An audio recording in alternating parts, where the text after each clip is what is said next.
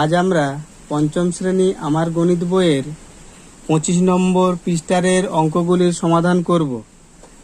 এর আগে আমরা 24 নম্বর পৃষ্ঠার অঙ্কগুলির সমাধান করেছি।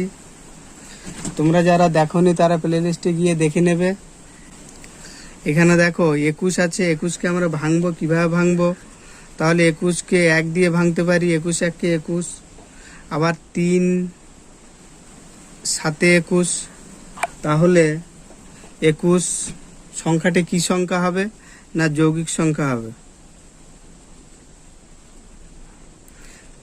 যৌগিক সংখ্যা হবে। তারপরে 3 আছে, 3কে আমরা 1 দিয়ে ভাঙতে পারি, 3 1 3। আবার 3 দিয়ে ভাঙতে পারি, 3 1 3। তাহলে এটা কি সংখ্যা হবে? মৌলিক সংখ্যা।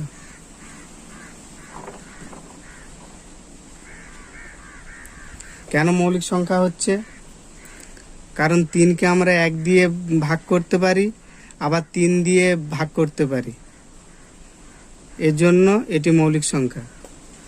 তারপর দেখো 11, 11কে 11 1 দিয়ে ভাগ করতে পারি, আবার 11 দিয়ে ভাগ যাবে। অর্থাৎ যে সংখ্যাকে 1 এবং সেই সংখ্যা দ্বারা ভাগ করা যাবে তাকে মৌলিক সংখ্যা বলে। তাহলে 11 একটি মৌলিক সংখ্যা। মৌলিক সংখ্যা। এরপরে দেখো 10, তাহলে 10কে 1 দিয়ে আমরা ভাঙতে পারি, 2 5 10। তাহলে এটি কি সংখ্যা হবে? যৌগিক সংখ্যা হবে। যৌগিক সংখ্যা। এবার 17 আছে, 17কে 1 দিয়ে আমরা ভাগ করতে পারি আর 17 দিয়ে ভাগ করতে পারি, তাহলে এটা কি সংখ্যা? মৌলিক সংখ্যা। এটা মৌলিক সংখ্যা। এরপরে দেখো 2 দাগের 1 থেকে 50-এর মধ্যে মৌলিক সংখ্যাগুলো লিখি। তাহলে 1 থেকে 50-এর মধ্যে মৌলিক সংখ্যাগুলো লিখতে হবে। তাহলে মৌলিক সংখ্যায় 1 তো মৌলিক সংখ্যা নয়, 1 যৌগিক সংখ্যাও নয়। তাহলে 2 মৌলিক সংখ্যা। তাহলে 2 থেকে শুরু করি, 2 3 5 7 11 13 17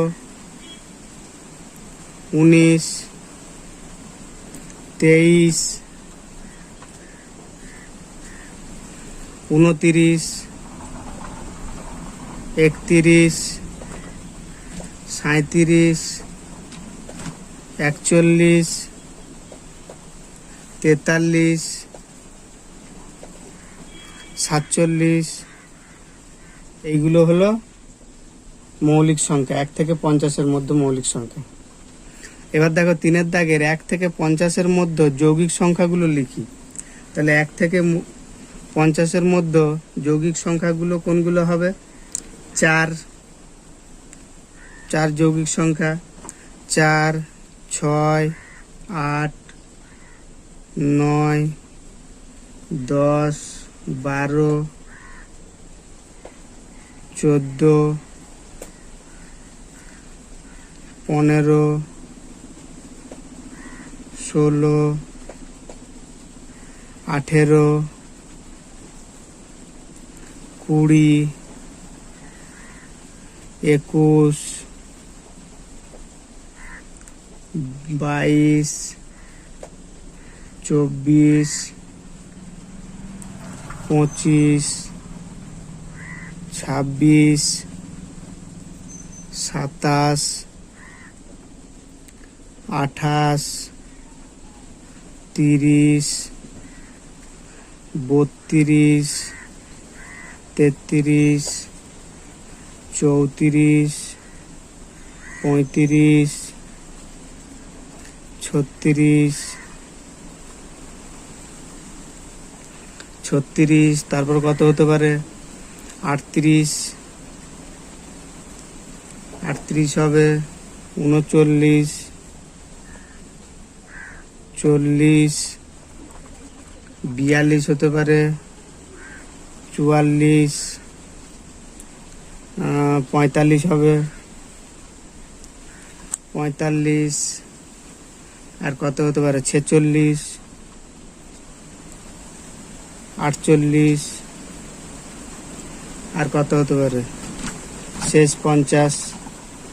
ঠিক আছে। এরপরে দেখো মৌলিক জোড় সংখ্যা লিখি। তাহলে মৌলিক জোড় সংখ্যা বলতে কত? 2।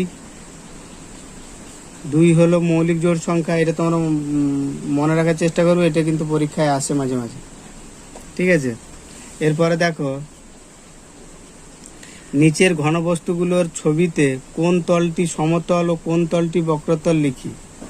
তাহলে প্রথমে দেখো এটাও সমান, 1 নম্বর এটা সমান, 2 নম্বর এটাও সমান, এটাও সমান। তাহলে এটা কি তল হবে? সমতল। সমতল।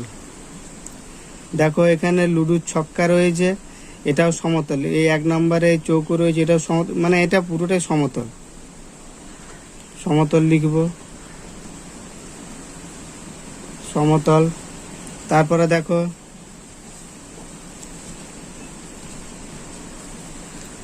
এটা বক্রতল, বাঁকা। তাহলে এখানে আমরা লিখব বক্রতল। এটা কি? সমতল। তাহলে এখানে লিখব সমতল।